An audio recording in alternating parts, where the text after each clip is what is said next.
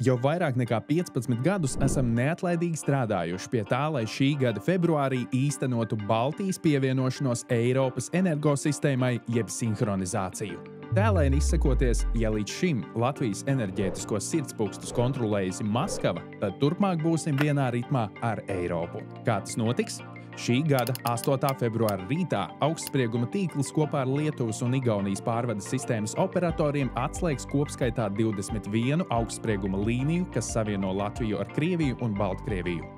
Šīs elektrolīnijas tiks arī demontētas. Tā kā Baltijas valstis jau vairākus gadus neiegādājas elektrību no austrumu kaimiņiem, atslēgšanās no Brela tīkla neietekmēs elektroapgādi. 8. un 9. februārī Baltijas valstu elektrosistēma darbosies salas režīmā. Tā nebūs sinhronizēta ne ar vienu no tīkliem. Tas būs iepriekš rūpīgi plānots tests, lai pārbaudītu sistēmas stabilitāti un Baltijas valstu operatoru spēju frekvenci regulēt patstāvīgi.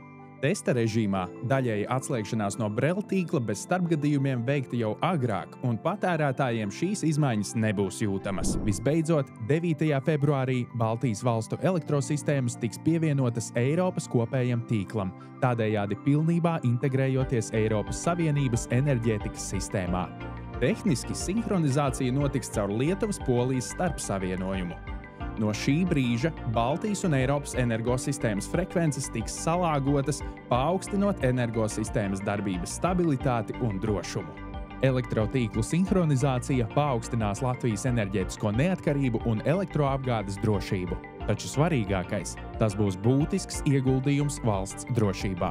Esi atbildīgs un iepazīsties ar plašāku informāciju akciju sabiedrības augstsprieguma tīkls un klimata un enerģētikas ministrijas tīmekļa vietnēs.